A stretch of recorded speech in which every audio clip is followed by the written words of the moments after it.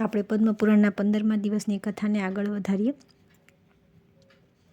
તેઓ તુલના રહિત મહાન પ્રમાણ છે. તેમના સિવાય બીજી કોઈ વસ્તુ છે જ નહીં. આ આખું જગત તેમનાથી ઉત્પન્ન થાય છે. જેમનું ઐશ્વર્ય અનંત છે તે જ ભગવાન શંકરના શરણમાં હું આવી છું. પાર્વતી દેવીના વચન સાંભળીને મુનિઓ બહુ પ્રસન્ન થયા. તેમના નેત્રોમાં આનંદાશ્રુ ઉમટી પડ્યા અને તેમણે તપસ્વીની ગિરજાને પ્રશંસા કરતા કહ્યું કે ઓહો, બહુ અદ્ભુત વાત છે. બેટી, તમે નિર્મળ જ્ઞાનની મૂર્તિ જેવા લાગો છો અને શંકરજી પ્રત્યે દ્રઢ અનુરાગના કારણે અમારા અંતઃકરણને બહુ પ્રસન્ન કરી રહ્યા છો. અમે ભગવાન શિવના અદ્ભુત ઐશ્વર્યને જાણીએ છીએ. માત્ર તમારા નિશ્ચયને જાણવા માટે અહીં આવ્યા હતા. હવે અમારી આ કામના શીઘ્ર પૂરી થશે. હવે તમે પોતાના આ મનોહર રૂપને તપસ્યાના અગ્નિમાં બાળશો નહીં. કાલે પ્રાતઃકાળે ભગવાન શંકર સ્વયં આવીને તમારું પાણી ગ્રહણ કરશે. અમે લોકો પહેલાં તમારા પિતાજીને પણ પ્રાર્થના કરી ચૂક્યા છીએ. હવે તમે પિતાની સાથે ઘરે જાઓ. અમે બધા પણ અમારા આશ્રમો પર જઈએ છીએ. તેમના આ પ્રમાણે કહેવાથી પાર્વતી એવું વિચારીને કે તપસ્યાનું યથાર્થ ફળ પ્રાપ્ત થઈ ગયું, તેથી તરત જ પિતાના શોભાયમાન દિવ્ય ભવનમાં ચાલ્યા ગયા. ત્યાં જઈને ગિરજાના મનમાં ભગવાન શંકરના દર્શનની પ્રબળ ઉત્કંઠા જાગૃત થઈ. તેથી તેમને તે રાત 1000 વર્ષ જેવી લાગી. ત્યાર પછી બ્રહ્મમુહૂર્તમાં ઉઠીને સખીઓએ પાર્વતીના માંગલિક કાર્યનો આરંભ કર્યો. ક્રમશઃ વિવિધ પ્રકારના મંગલ વિધાન યથાર્થ રૂપે સંપન્ન કરવામાં આવ્યા. તમામ કામનાઓ પૂર્ણ કરનારી ઋતુઓ પ્રત્યક્ષ પ્રગટ થઈ. ગિરિરાજ હિમાલયની ઉપાસના કરવા લાગી. સુખદ વાયુ સફાઈના કામમાં લાગેલો. ચિંતામણ વગેરે રત્નો, અનેકવિધ લતાઓ તથા કલ્પતરુ વગેરે મોટા મોટા વૃક્ષો પણ ત્યાં ચારે બાજુ ઉપસ્થિત હતા. દિવ્ય ઔષધિની સાથે સાધારણ ઔષધિઓ પણ દિવ્ય દેહ ધારણ કરીને સેવામાં ઉપસ્થિત હતી.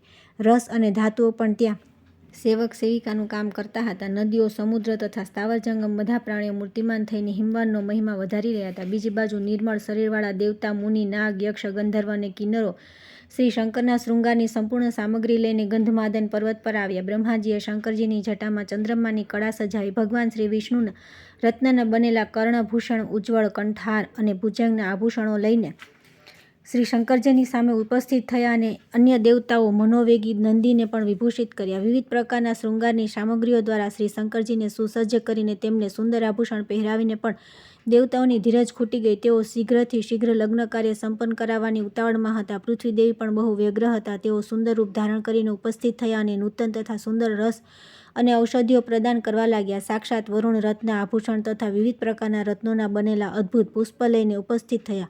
સમસ્ત દેહધારીઓની અંદર રહીને બધું જ જાણવાવાળા અગ્નિદેવ પણ પરમ પવિત્ર સોનાના દિવ્ય આભૂષણો લઈને વિનીત ભાવે સામે આવ્યા.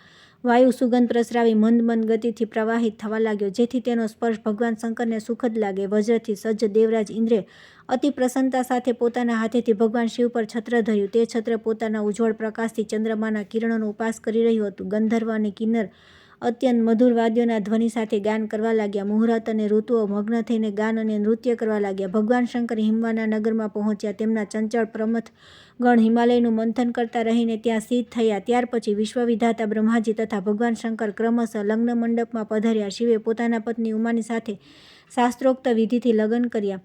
ગિરિરાજે તેમને અર્ધ્ય આપ્યા અને દેવતાઓ વિનોદ દ્વારા તેમને પ્રસન્ન કર્યા. શિવ પત્ની સાથે તે રાત્રિ ત્યાં વ્યતીત કરી. સવારે દેવતાઓ દ્વારા સ્તવન કરાતા તેઓ ઉઠ્યા અને ગિરિરાજની વિદાય લઈને વાયુવેગી નંદી પર સવાર થઈને પત્ની સાથે મંદરાચલ પર આવ્યા. ઉમા સાથે ભગવાન નીલોહિતના ચાલ્યા ગયા પછી હિમવાનું મન થોડું ઉદાસ થઈ ગયું. કેમ ન થાય? કન્યા વિદાય થતાં ભલા કયા પિતાનું મન વ્યાકુળ થતું નથી? ત્યાર પછી આવે છે ગણેશ અને કાર્તિકેયનો જન્મ તથા કાર્તિકેય દ્વારા તારકાસુરનો વધ. પુલસ્ત્યજી કહે છે કે હે રાજન, ત્યાર પછી ભગવાન શંકર દેવી પાર્વતીની સાથે નગરના રમણીય ઉદ્યાનોમાં તથા એકાંત વનોમાં વિહાર કરવા લાગ્યા. દેવી પ્રત્યે તેમના મનમાં બહુ અનુરાગ હતો. એક સમયની વાત છે. ગિરજાએ સુગંધિત તેલ અને ચૂર્ણથી પોતાના શરીર પર ઉપટણ ચોળી અને તેનાથી જ મેલ પડ્યો. તેને હાથમાં લઈને તેમણે એક પુરુષની આકૃતિ બનાવી, જેનું મુખ હાથી જેવું હતું. પછી રમત કરતા ભગવતી શિવાએ તેને ગંગાજીના જળમાં નાખી દીધી. ગંગાજી પાર્વતીને પોતાની સખી માનતા હતા. તેમના જળમાં પડતા જ તે પુરુષ વિશાળકાય થઈ ગયો. પાર્વતી દેવીએ તેને પુત્ર કહીને બોલાવ્યો. પછી ગંગાજીએ પણ પુત્ર નામે સંબોધન કર્યું. દેવતાઓએ ગંગેય કહીને સન્માનિત કર્યો. આ પ્રમાણે ગજાનન દેવતાઓ દ્વારા પૂજિત થયા. બ્રહ્માજીએ તેમને ગણોના અધિપતિ બનાવ્યા. ત્યાર પછી પરમ સુંદરી શિવાદેવીએ રમતમાં જ એક વૃક્ષ બનાવ્યું. તેમાંથી અશોકનું મનોહર અંકુર ફૂટી નીકળ્યું. સુંદર મુખના પાર્વતી તેના મંગળ સંસ્કાર કર્યા. ત્યારે ઇન્દ્રના પુરોહિત, બૃહસ્પતિ વગેરે બ્રાહ્મણો, દેવતાઓ તથા મુનિઓએ કહ્યું કે હે દેવી, જણાવો કે વૃક્ષોના છોડવા રોપવાથી શું ફળ મળશે? આ સાંભળી પાર્વતી દેવીનું શરીર હર્ષથી પ્રફુલ્લિત થઈ ગયું. તેઓ અત્યંત કલ્યાણકારી વચન બોલ્યા કે જે જ્ઞાની પુરુષ એવા ગામમાં જ્યાં જળનો અભાવ હોય ત્યાં કૂવો બનાવડાવે છે, તેના જળની જેટલી બૂંદો હોય તેટલા વર્ષ સુધી સ્વર્ગમાં નિવાસ કરે છે. 10 કૂવા સમાન એક વાવ, 10 વાવ સમાન એક સરોવર, 10 સરોવર સમાન એક કન્યા અને 10 કન્યા સમાન એક વૃક્ષ રોપાનું ફળ મળે છે. આ શુભ મર્યાદા નક્કી કરેલી છે. આ સંસારને ઉન્નતિના પથ પર લઈ જનારી માતા પાર્વતી દેવીએ આ પ્રમાણે કહ્યું. પછી બૃહસ્પતિ વગેરે બ્રાહ્મણો તેમને પ્રણામ કરી પોતપોતાના નિવાસ સ્થાને ચાલ્યા ગયા. તેમના ગયા પછી ભગવાન શંકર પાર્વતીની સાથે પોતાના ભવનમાં ગયા. તે ભવનમાં ચિત્તને પ્રસન્ન કરનારી ઊંચી ઊંચી બેઠકો, ઓટારીઓ અને ગોપુર હતા. વેદીઓ પર માળાઓ શોભી રહી હતી. ચારે બાજુ સોનું જડેલું હતું. મહેલમાં ફૂલ વિખરાયેલા હતા, જેમની સુગંધ ભ્રમરો ઉન્મત્ત થઈને ગુંજન કરી રહ્યા હતા. તે ભવનમાં ભગવાન શ્રી શંકરને પાર્વતી સાથે નિવાસ કરતા 1000 વર્ષ વ્યતીત થઈ ગયા. ત્યારે દેવતાઓએ ઉતાવળા થઈને અગ્નિદેવની શંકરજીની ચેષ્ટા કરવા માટે મોકલ્યા. અગ્નિએ પોપટનું રૂપ લીધું. એક છિદ્રમાંથી શંકરજીના મહેલમાં પ્રવેશ કર્યો અને તેમણે ગિરજા સાથે એક શૈયા પર સૂતેલા જોયા. ત્યાર પછી દેવી પાર્વતી શૈયાથી ઉઠીને એક સરોવરના તટ પર ગયા. તે સરોવર સુવર્ણમય કમળોથી સુશોભિત હતું. ત્યાં જઈ તેમણે જળવિહાર કર્યો. પછી તેઓ સખીઓ સાથે સરોવરના કિનારે બેઠા અને સરોવરના નિર્મળ કમળોથી સુશોભિત સ્વાદિષ્ટ જળ પીવાની ઈચ્છા કરવા લાગ્યા. એટલામાં તેમને સૂર્યના તેજસ્વી 6 કૃતિકાઓ દેખાઈ. તેઓ કમળના પાંદડામાં તે સરોવરનું જળ લઈને જ્યારે પોતાના ઘરે જવા લાગી ત્યારે પાર્વતી દેવીએ હર્ષથી કહ્યું કે દેવીઓ, કમળના પાંદડામાં રાખેલા જળને હું પણ જોવા ચાહું છું. તેઓ બોલ્યા, સુમુખી, અમે તમને એ શરત પર જળ આપી શકીએ કે તમારા ગર્ભથી જે ઉત્પન્ન થાય તે અમારો પણ પુત્ર માનવામાં આવે અને અમારામાં પણ માતૃભાવ રાખનાર તથા અમારો રક્ષક થાય. તે પુત્ર 3 લોકમાં વિખ્યાત થશે. તેમની વાત સાંભળીને ગિરજાએ કહ્યું કે સારું, એવું જ થાય. આ ઉત્તરથી કૃતિકાઓને ભારે હર્ષ થયો અને તેમણે કમળપત્રમાં જળમાંથી થોડું જળ પાર્વતીજીને પણ આપી દીધું. તેની સાથે પાર્વતીએ ક્રમશઃ તે જળપાન કર્યું. જળ પીધા બાદ તરત જ રોગ શોકનો નાશ કરનાર એક અદ્ભુત અને સુંદર બાળક ભગવતી પાર્વતીની જમણી કૂખ ફાડીને નીકળી આવ્યો. તેનું શરીર સૂર્યના કિરણો જેવું પ્રકાશપુંજથી વ્યાપ્ત હતું. તેણે પોતાના હાથમાં તીક્ષ્ણ શક્તિ, ત્રિશૂળ અને અંકુશ ધારણ કરેલા હતા. તે અગ્નિ જેવો તેજસ્વી અને સુવર્ણ જેવા ગોરા રંગનો બાળક દુષ્ટ દૈત્યોને મારવા માટે પ્રગટ થયો. તેથી તેનું નામ કુમાર થયું. તે કૃતિકાના આપેલા જળમાં શાખાઓ સહિત પ્રગટ થયો હતો. તે કલ્યાણમયી શાખાઓ 6 મુખરૂપે વિસ્તરી હતી. આ જ બધા કારણોથી તે 3 લોકમાં વિશાખ, પૂષણ, સ્કંદ, સડાનન અને કાર્તિકેય વગેરે નામોથી વિખ્યાત થયો. બ્રહ્મા, વિષ્ણુ, ઇન્દ્ર અને સૂર્ય વગેરે બધા દેવતાઓએ ચંદન, માળા, સુંદર ધૂપ, રમકડા, છત્ર, ચમર, ભૂષણ અને અંગરાગ વગેરે દ્વારા કુમાર સડાનનને સાવધાની સાથે વિધિપૂર્વક સેનાપતિ પદે અભિષિક્ત કર્યો. ભગવાન શ્રી વિષ્ણુએ બધા પ્રકારના આયુધ પ્રદાન કરનાર ધનાધ્યક્ષ કુબેર 10 લાખ યક્ષોની સેના આપી. અગ્નિએ તેજ અને વાયુએ વાહનો આપ્યા. આ પ્રમાણે દેવતાઓએ પ્રસન્નચિત્તે સૂર્ય જેવા તેજસ્વીને સ્કંદને અનંત પદાર્થો આપ્યા. ત્યાર પછી તેઓ બધા દેવતાઓને પૃથ્વી પર ઘૂંટણ ટેકવીને બેસી ગયા અને સ્તોત્ર વાંચીને વરદાયક દેવતા સડાનનની સ્તુતિ કરવા લાગ્યા. સ્તુતિ પૂરી થયા પછી કુમારે કહ્યું કે હે દેવતાઓ, તમે લોકો શાંત થઈને જણાવો, હું તમારી કઈ ઈચ્છા પૂરી કરું. જો તમારા મનમાં ચિરકાળથી કોઈ અસાધ્ય કાર્ય કરવાની ઈચ્છા હોય તો પણ જણાવો. દેવતાઓ બોલ્યા કે હે કુમાર, તારક નામે પ્રસિદ્ધ એક દૈત્યરાજ છે, જે સંપૂર્ણ દેવતાઓનો અંત કરી રહ્યો છે. તે બળવાન, અજય, ક્રોધી સ્વભાવનો અને દુરાચારી છે. તે સર્વનો નાશ કરનારો અને દુર્દમનીય છે. તેથી તમે તે દૈત્યનો વધ કરો. આ એક જ કાર્ય શેષ રહી ગયું છે, જે અમને બહુ જ ભયભીત કરી રહ્યું છે. દેવતાઓના આ પ્રમાણે કહ્યા પછી કુમારે તથાસ્તુ કહીને તેમની આજ્ઞાનો સ્વીકાર કર્યો અને જગતને માટે કાંટારૂપ તરકાસુરનો વધ કરવા માટે તેઓ દેવતાઓની પાછળ પાછળ ગયા. તે સમયે બધા દેવતાઓ તેમની સ્તુતિ કરી રહ્યા હતા. ત્યાર પછી કુમારનો આશ્રય મળી જવાથી ઇન્દ્રે દાનવરાજ તારક પાસે પોતાના દૂતો મોકલ્યા. ત્યાં જઈને તે દૂધ તે ભયાનક આકૃતિવાળા દૈન્યને નિર્ભયતાપૂર્વક કહ્યું કે તારકાસુર, દેવરાજ ઇન્દ્રે તમને કહેવડાવ્યું છે કે દેવતાઓ તમારી સાથે યુદ્ધ કરવા આવી રહ્યા છે. તમે તમારી પૂરી શક્તિ દ્વારા બચાવવાની ચેષ્ટા કરો. આમ કહીને જ્યારે દૂત ચાલ્યો ગયો ત્યારે દાનવે વિચાર્યું કે ઇન્દ્રને કોઈ આશ્રય અવશ્ય મળી ગયો છે. એ સિવાય તેઓ આવી વાત કરી શક્યા નહોત. ઇન્દ્ર મારા પર આક્રમણ કરવા આવી રહ્યા છે. તે વિચારવા લાગ્યો, એવો કોણ અપૂર્વ યોદ્ધો હશે જેને મેં અત્યાર સુધી પરાસ્ત કર્યો નથી. તારકાસુર આ ચિંતામાં વ્યાકુળ થઈ રહ્યા હતા. તે દરમિયાન તેને સિદ્ધ વંદીઓ દ્વારા ગવાતું કોઈનું યશોગાન સંભળાયું, જે તેના હૃદયને દુઃખદ પ્રતીત થઈ રહ્યું હતું, જેના અક્ષરો કટુ જણાતા હતા. વંદીજનો કહી રહ્યા હતા કે મહાસેન, તમારી જય હો. તમારા મસ્તકની ચંચળ શિખાઓ બહુ સુંદર દેખાઈ રહી છે. શ્રી વિગ્રહની કાંતિ નૂતન અને નિર્મળ કમળદળ જેવી મનોરમ લાગે છે. તમે દૈત્ય વંશ માટે અસહ્ય દાવાનળ સમાન છો. હે પ્રભો, હે વિશાખ, તમારી જય હો. 3 લોકના શોકનું શમન કરવાવાળા 7 દિવસની અવસ્થાના બાળક, તમારી જય હો. સંપૂર્ણ વિશ્વની રક્ષાનો ભાર વહન કરવાવાળા દૈન્ય વિનાશક સ્કંદ, તમારી જય હો. દેવતાઓના વંદીજનો દ્વારા ગવાતા આ વિજય ઘોષ સાંભળીને તારકાસુરને બ્રહ્માજીની વાત યાદ આવી. બાળકના હાથે વધ થવાની વાત યાદ કરીને તે ધર્મધાતી દૈત્ય શોકપૂર્ણ હૃદયે પોતાના મહેલની બહાર નીકળ્યો. તે સમયે અનેક વીર તેની પાછળ પાછળ ચાલી રહ્યા હતા. કાલનેમી વગેરે દૈત્યો પણ ધ્રુજી ઉઠ્યા. તેઓ ભયભીત થઈ ગયા. તેઓ પોતપોતાની સેનામાં ઊભા રહીને વ્યગ્રતાના કારણે ચકિત થઈ રહ્યા હતા. તારકાસુરે કુમારને સામે જોઈને કહ્યું કે બાળક, તું શા માટે યુદ્ધ કરવા ઈચ્છે છે? જો દડો લઈને રમ. તારા ઉપર આજે મહાન યુદ્ધની જવાબદારી નાખવામાં આવી છે, એ તારી સાથે મોટો અન્યાય છે. તું હજી તદ્દન બાળક છે, તેથી તારી બુદ્ધિ પણ અલ્પ છે. કુમાર બોલ્યો કે તારક સાંભળો, અહીં વધારે બુદ્ધિ માટે શાસ્ત્રનો કરવાનો નથી. ભયંકર યુદ્ધમાં શાસ્ત્રો દ્વારા જ અર્થની સિદ્ધિ થાય છે, બુદ્ધિ દ્વારા નહીં. તમે મને બાળક સમજીને મારી અવગણના ન કરો. સાપનું નાનું બચ્ચું પણ મૃત્યુનું કારણ બને છે. બાલ સૂર્યની સામે જોવું પણ કઠણ થઈ જાય છે. એ જ પ્રમાણે હું બાળક હોવા છતાં દુર્જય છું અને મને પરાસ્ત કરવો કઠણ છે. દૈત્ય શું થોડા અક્ષરોવાળા મંત્રમાં અદ્ભુત શક્તિ નથી હોતી? કુમારની આ વાત પૂરી થતાં દૈત્ય તેમને ઉપર મુદ્ગરનો પ્રહાર કર્યો, પરંતુ તેમણે અમોઘ તેજસ્વી ચક્ર દ્વારા તે ભયંકર અસ્ત્રને નષ્ટ કરી દીધું. ત્યારે દૈત્યરાજે લોઢાની સાંગ છોડી, પરંતુ કાર્તિકેય તેને પોતાના હાથે પકડી લીધી. ત્યાર પછી તેમણે પણ દૈત્યને લક્ષ્ય કરી ભયાનક અવાજ કરનારી ગદા ફેંકી. તેના આઘાતથી તે પર્વતાકાર દૈત્ય ચોંકી ઉઠ્યો. હવે તેનો વિશ્વાસ થઈ ગયો કે આ બાળક દુસ્સહ તથા દુર્જય વીર છે. તેણે બુદ્ધિથી વિચાર્યું કે હવે અવશ્ય મારો કાળ આવી પહોંચ્યો છે. તેને ગભરાયેલો જોઈને કાલનેમી વગેરે દૈત્યો યુદ્ધમાં પરાક્રમ દેખાડનારા કુમારને મારવા લાગ્યા, પરંતુ મહાતેજસ્વી કાર્તિકેયને તેમના પ્રહાર અને તેમના શસ્ત્રો સ્પર્શી પણ શકતા ન હતા. હવે કુમારે દાનવ સેનાનો અસ્ત્ર-શસ્ત્ર દ્વારા સંહાર શરૂ કર્યો. તેમના અસ્ત્ર-શસ્ત્રોને કોઈ રોકી શકતું ન હતું. તેમના પરાક્રમની સામે કાલનેમી વગેરે દેવશત્રુઓ યુદ્ધથી વિમુખ થઈને ભાગી ગયા. આ પ્રમાણે જ્યારે દૈત્યરાજો ચારે બાજુ ભાગી ગયા અને કિન્નરો વિજય ગીતો ગાવા લાગ્યા, તે સમયે પોતાનું ઉપાસ જાણીને તારકાસુર ક્રોધથી બેબાકળો થઈ ગયો. તેણે તપાવેલા સોના જેવી ગદા લઈને કુમાર પર પ્રહાર કર્યો અને વિચિત્ર બાણો મારીને તેમના વાહન મોરને ભગાડી દીધો. પોતાના વાહનને લોહીથી લથબથ થઈને ભાગતો જોઈને કાર્તિકેય સુવર્ણભૂષિત નિર્મળ શક્તિ હાથમાં લીધી અને દાનવરાજ તારકને કહ્યું કે ખોટી બુદ્ધિવાળા દૈત્ય, ઊભો રહે, ઊભો રહે. હવે આ સંસારને આંખ ભરીને જોઈ લે. હવે હું આ શક્તિ વડે તારા પ્રાણ લઈ રહ્યો છું. તું તારા કુકર્મોને યાદ કર. આમ કહીને કુમારે દૈત્ય પર શક્તિનો પ્રહાર કર્યો. કુમારના હાથમાંથી છૂટેલી તે શક્તિ દૈત્યની છાતીમાં જે વજ્ર જેવી કઠોર હતી તે વાગી. તે શક્તિએ તારકાસુરના હૃદયને ચીરી નાખ્યું અને તે દૈત્ય નિષ્પ્રાણ થઈને પ્રલયકાળના પર્વતની જેમ ધરતી પર ઢળી પડ્યો. દાનવોના ધુરંધર વીર દૈત્ય તારકાસુરના મૃત્યુથી બધાના દુઃખ દૂર થઈ ગયા. દેવતાઓ કાર્તિકેયની સ્તુતિ કરતા રહીને ક્રીડામાં મગ્ન થઈ ગયા. તેમના મુખ પર પ્રસન્નતા છવાઈ ગઈ. તેઓ પોતાની માનસિક ચિંતાનો પરિત્યાગ કરીને હર્ષપૂર્વક પોતપોતાના લોકમાં ગયા. બધાએ કાર્તિકેયને વરદાન આપ્યા. દેવતાઓ બોલ્યા કે જે પરમ બુદ્ધિમાન મનુષ્ય કાર્તિકેયજી સાથે સંબંધ ધરાવતી આ કથાને વાંચશે, સાંભળશે અથવા સંભળાવશે તે યશસ્વી થશે, તેનું આયુષ્ય વધશે, તે સૌભાગ્યશાળી, શ્રી સંપન્ન, કાંતિમાન, સુંદર, સમસ્ત પ્રાણીઓથી નિર્ભય તથા બધા દુઃખોથી મુક્ત રહેશે. ત્યાર પછી આવે છે ઉત્તમ બ્રાહ્મણ અને ગાયત્રી મંત્રનો મહિમા. ભીષ્મજીએ પૂછ્યું કે હે વિપ્રવર, મનુષ્યને પણ દેવત્વ, સુખ, રાજ્ય, ધન, યશ, વિજય, ભોગ, આરોગ્ય, આયુષ્ય, વિદ્યા, લક્ષ્મી, પુત્ર, બંધુવર્ગ અને સર્વ પ્રકારના મંગળની પ્રાપ્તિ કઈ રીતે થઈ શકે છે?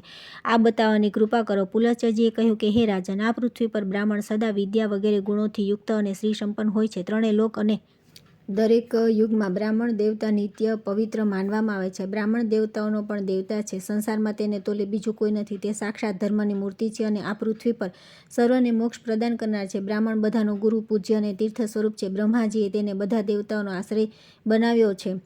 પૂર્વકાળમાં નારદજીએ આ વિશે બ્રહ્માજીને આ પ્રમાણે પૂછ્યું હતું કે હે બ્રહ્મન, કોની પૂજા કરવાથી ભગવાન લક્ષ્મીપતિ પ્રસન્ન થાય છે?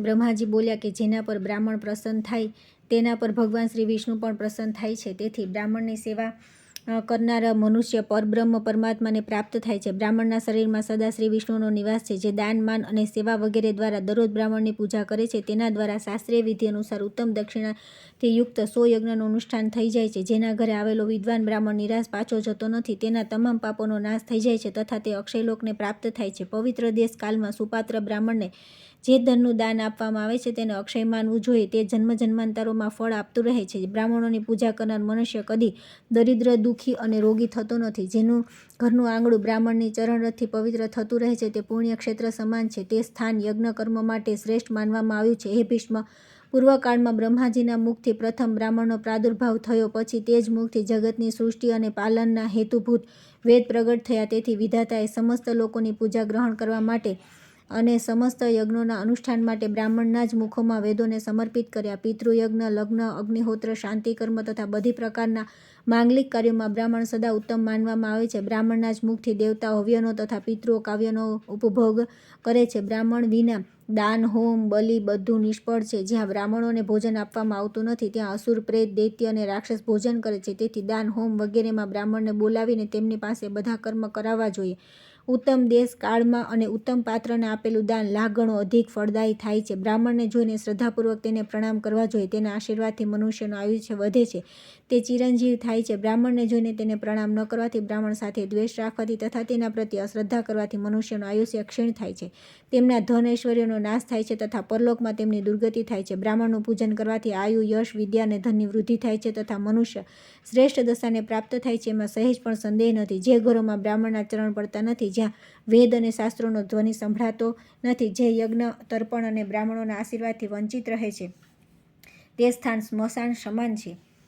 નારદજીએ પૂછ્યું કે પિતાજી, કયો બ્રાહ્મણ અત્યંત પૂજનીય છે? બ્રાહ્મણ અને ગુરુના લક્ષણો યથાવત વર્ણન કરો. બ્રહ્માજી કહે કે હે વત્સ, શ્રોત્રિય અને સદાચારી બ્રાહ્મણની નિત્ય પૂજા કરવી જોઈએ. જે ઉત્તમ વ્રતનું પાલન કરનાર અને નિષ્પાપ છે, તે મનુષ્ય તીર્થ સ્વરૂપ છે. ઉત્તમ ક્ષત્રિય કુળમાં ઉત્પન્ન થઈને જે વૈદિક કર્મોનું અનુષ્ઠાન કરતો નથી, તે પૂજવા યોગ્ય હોતો નથી તથા અસત ક્ષેત્રમાં જન્મ લઈને પણ જે વેદને અનુકૂળ કર્મ કરે છે, તે પૂજવા યોગ્ય છે. જેમ મહર્ષિ વેદવ્યાસ અને ઋષિશૃંગ, વિશ્વામિત્ર જોકે ક્ષત્રિય કુળમાં ઉત્પન્ન થયા છે, છતાં પોતાના સત્કર્મોના કારણે તેઓ મારા સમાન છે. તેથી બેટા, તમે પૃથ્વીના તીર્થ સ્વરૂપ ક્ષત્રિય વગેરે બ્રાહ્મણોના લક્ષણ સાંભળો. આ સાંભળવાથી બધા પાપોનો નાશ થાય છે. બ્રાહ્મણના બાળકને જન્મથી બ્રાહ્મણ સમજવો જોઈએ.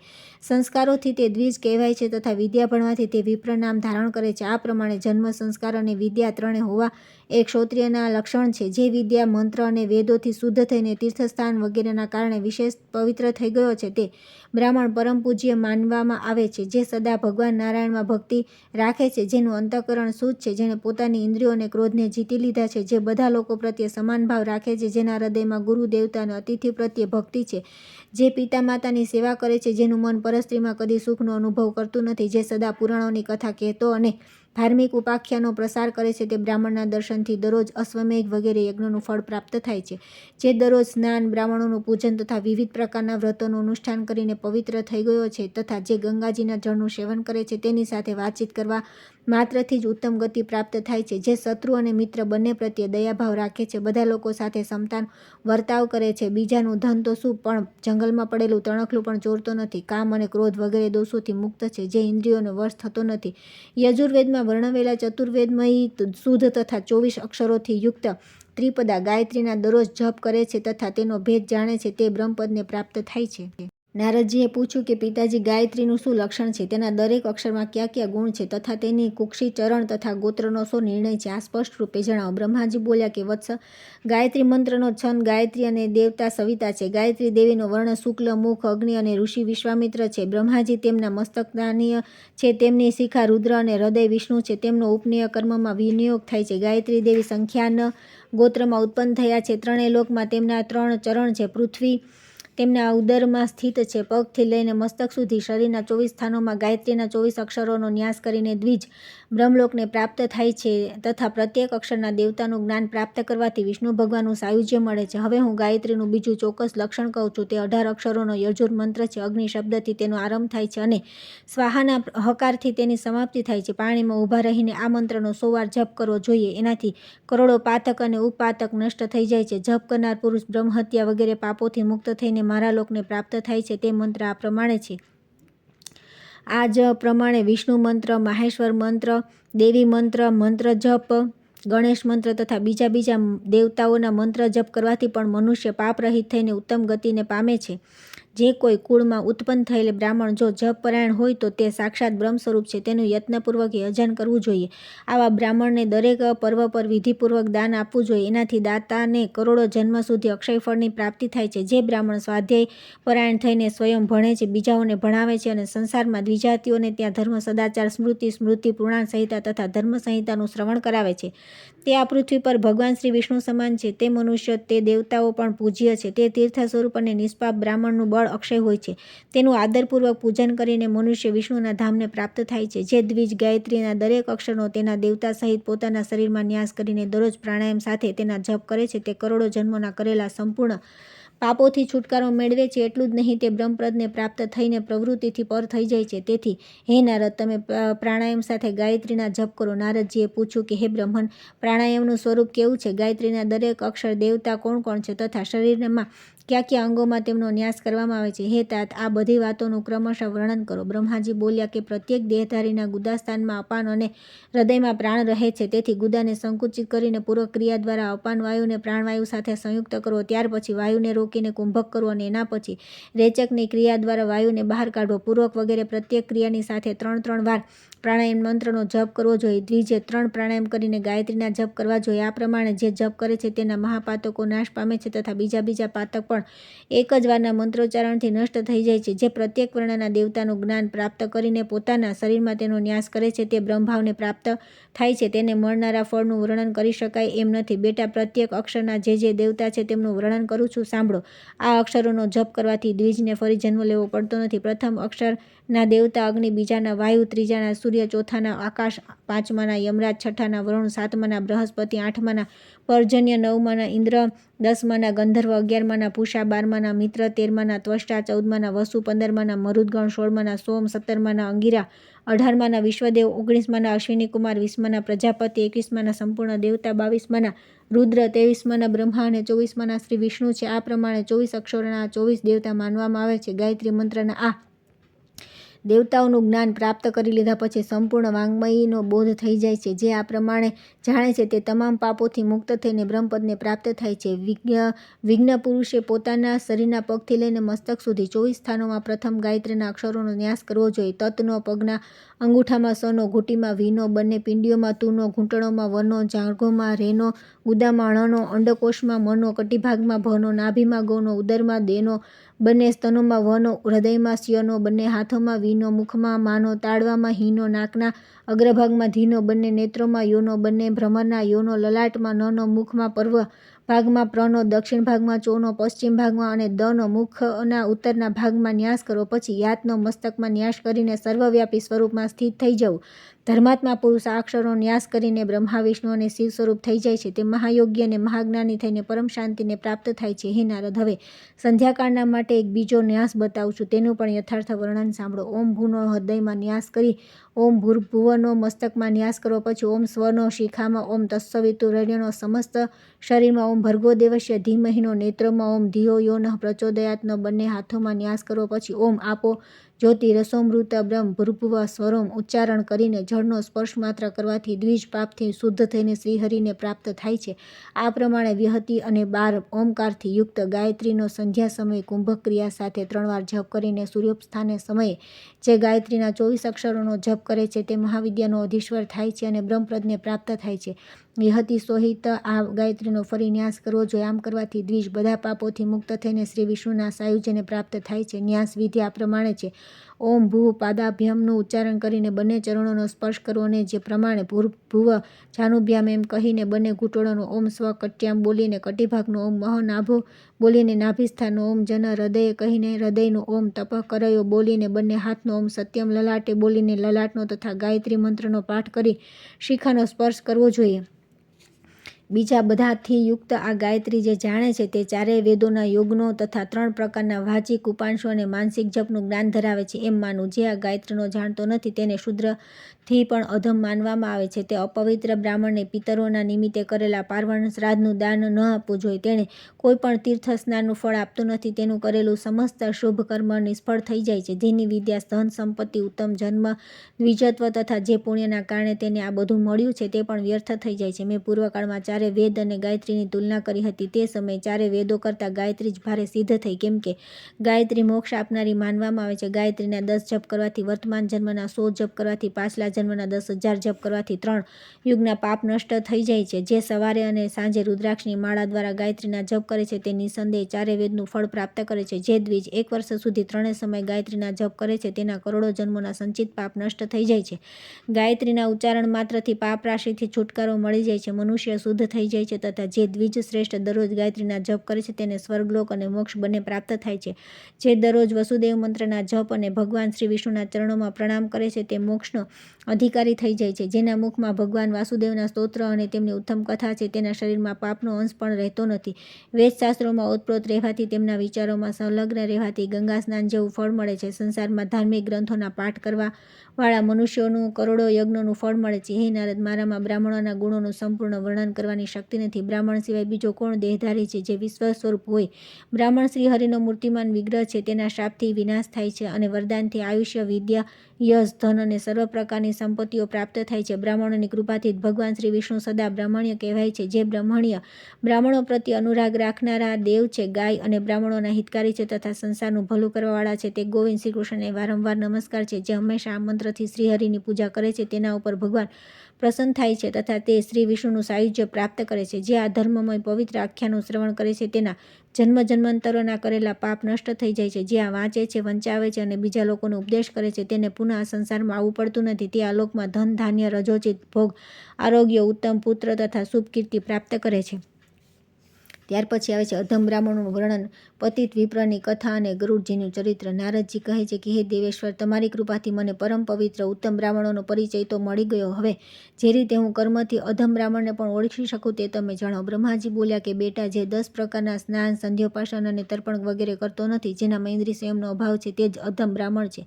જે દેવતાઓની પૂજા, વ્રત, વેદ, વિદ્યા, સત્ય, શૌચ, યોગ, જ્ઞાન તથા અગ્નિહોત્ર કરતો નથી, તે પણ બ્રાહ્મણોમાં અધમ જ છે. મહર્ષિઓએ બ્રાહ્મણો માટે 5 સ્નાન બતાવ્યા છે: આગ્નેય, વરુણ, બ્રાહ્મ્ય, વાયવ્ય અને દિવ્ય. સંપૂર્ણ શરીરમાં ભસ્મ લગાડવી અને આગ્નેય સ્નાન છે. જળથી જે સ્નાન કરવામાં આવે છે તેને વારુણ સ્નાન કહે છે.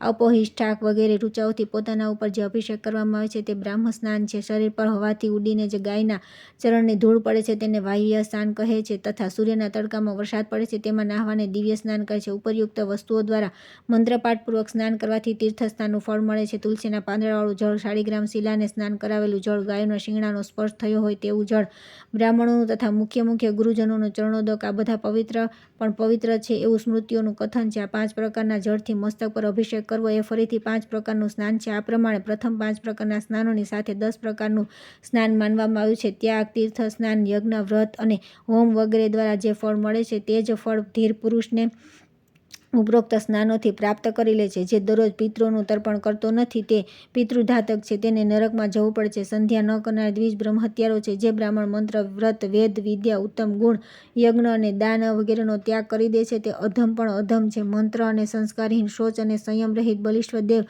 કર્યા વિના ભોજન કરનાર, દુરાત્મા, ચોર, મૂર્ખ, બધી પ્રકારના ધર્મોથી શૂન્ય, કુર્મ માર્ગી, શ્રાદ્ધ વગેરે કર્મ ન કરનારો, ગુરુ સેવાથી દૂર રહેવાવાળો, મંત્ર જ્ઞાનથી વંચિત તથા ધર્મની મર્યાદાનો ભંગ કરનારા, બધા પ્રકારના બ્રાહ્મણ અધમથી પણ અધમ છે. આવા દુષ્ટો સાથે વાત પણ ન કરવી જોઈએ. એ બધા નરકગામી થાય છે. તેમનું આચરણ દૂષિત હોય છે તેથી તેઓ અપવિત્ર અને અપૂજ્ય હોય છે. જે દ્વિજ તલવારથી જીવિકા ચલાવે છે, તે દાસવૃત્તિ સ્વીકારે છે, બળદોને સવારીમાં જોતરે છે, લોહારનું કામ કરીને જીવન નિર્વાહ કરે છે, ઋણ આપીને વ્યાજ લે છે, બાલિકા અને વેશ્યાઓ સાથે વ્યભિચાર કરે છે, ચાંડાળોના આશ્રયમાં રહે છે, બીજાના ઉપકારને માનતા નથી અને ગુરુની હત્યા કરે છે, આ બધા સૌથી અધમ છે. એમના સિવાય બીજા પણ જેઓ આચારહીન, પાખંડી, ધર્મની નિંદા કરનાર તથા દેવતાઓ પર દોષારોપણ કરનારા છે, તે બધા દ્વિજ બ્રહ્મરોદ્રોહી છે. હે નારદ, અધમ હોય તો પણ બ્રાહ્મણનો કદી વધ ન કરવો જોઈએ, કેમ કે તેને મારવાથી મનુષ્યને બ્રહ્મહત્યાનું પાપ લાગે છે. નારદજીએ પૂછ્યું કે હે સંપૂર્ણ લોકના પિતામહ, જો બ્રાહ્મણ આવા દુષ્કર્મ કર્યા પછી ફરી પુણ્યનું અનુષ્ઠાન કરે તો તે કઈ ગતિને પ્રાપ્ત થાય છે? બ્રહ્માજીએ કહ્યું કે વત્સ, જે બધા પાપ કર્મ કર્યા પછી પણ ઇન્દ્રિયોને વશમાં કરી લે છે તે બધા પાપોથી છૂટી જાય છે તથા ફરી બ્રાહ્મણત્વ પ્રાપ્ત કરવાને યોગ્ય બની જાય છે. આ વિષયમાં એક પ્રાચીન કથા સાંભળો જે બહુ સુંદર અને વિચિત્ર છે. પૂર્વકાળમાં કોઈ બ્રાહ્મણનો નવયુવાન પુત્ર, તેણે જુવાનીના મદને વશીભૂત થઈને એક વાર ચાંડાળ સાથે સમાગમ કર્યો. ચાંડાળીના ગર્ભથી તેને એક પુત્ર અને કન્યા ઉત્પન્ન થઈ. પોતાના કુટુંબને છોડીને તે ચાંડાળીને ઘેર રહેવા લાગ્યો, પરંતુ ધૃણાને કારણે તે ન તો કદી અભ્યક્ષ પદાર્થ ખાતો હતો કે ન કદી શરાબ પણ પીતો હતો. ચાંડાળી તેને હંમેશા કહ્યા કરતી કે આ બધું ખાઓ અને શરાબ પીવો, પરંતુ તે તેનો એવો ઉત્તર આપતો કે પ્રિય, તારી આવી ગંદી વાત કહેવી ન જોઈએ. શરાબનું તો નામ સાંભળીને પણ મને ઉલટી થાય છે. એક દિવસની વાત છે કે તે થાકેલો હોવાના કારણે દિવસે પણ ઘરમાં સૂઈ રહ્યો હતો. ચાંડાળીએ શરાબ લઈને તેના મોઢામાં નાખી દીધી. મદિરાનું બૂંદ પડતા તે બ્રાહ્મણના મુખમાં અગ્નિ પ્રજ્વલિત થઈ ગયો. તેની જ્વાળા કુટુંબ સહિત તે ચાંડાળીને બાળીને ભસ્મ કરી દીધી તથા તેના ઘરને પણ બાળી નાખ્યું. તે સમયે તે બ્રાહ્મણ હાય હાય કરતો ઉઠ્યો અને વિલાપ કરીને રડવા લાગ્યો. વિલાપ પછી તેણે પૂછવાનો આરંભ કર્યો, અગ્નિ ક્યાંથી પ્રગટ થયો અને આ ઘર કઈ રીતે બળી ગયું? ત્યારે આકાશવાણીએ કહ્યું કે તમારા બ્રહ્મતેજથી ચાંડાળીનું ઘર બળી ગયું છે. ત્યાર પછી આકાશવાણીએ તેના મુખમાં શરાબ નાખવો વગેરે બધી વાત કહી સંભળાવી. આ બધું સાંભળીને બ્રાહ્મણને બહુ આશ્ચર્ય થયું. તેણે આ વિશે બહુ વિચાર કર્યો અને પોતાની જાતને ઉપદેશ આપવા માટે આ વાત કહી, વિપ્ર, તારું તેજ નષ્ટ થઈ ગયું, હવે તું ફરી ધર્મનું આચરણ કર. ત્યાર પછી પહોંચી તે બ્રાહ્મણે મોટા મોટા મુનિઓ પાસે જઈને તેમને પોતાના હિતની વાત પૂછી. મુનિઓએ કહ્યું કે તું દાન ધર્મનું આચરણ કર. બ્રાહ્મણ નિયમ અને વ્રતો દ્વારા બધા પાપોથી છૂટી જાય છે, તેથી તું પણ પોતાની પવિત્રતા માટે શાસ્ત્રોક્ત નિયમનું આચરણ કર. ચાંદ્રાયણે કૃચ્છ, તપ્તૃષ, પ્રાજાપત્ય તથા દિવ્ય વ્રતોનું વારંવાર અનુષ્ઠાન કર. આ વ્રત સમસ્ત દોષોનું તત્કાળ શોષણ કરી લે છે. તું પવિત્ર તીર્થોમાં જા અને ત્યાં ભગવાન વિષ્ણુની આરાધના કર.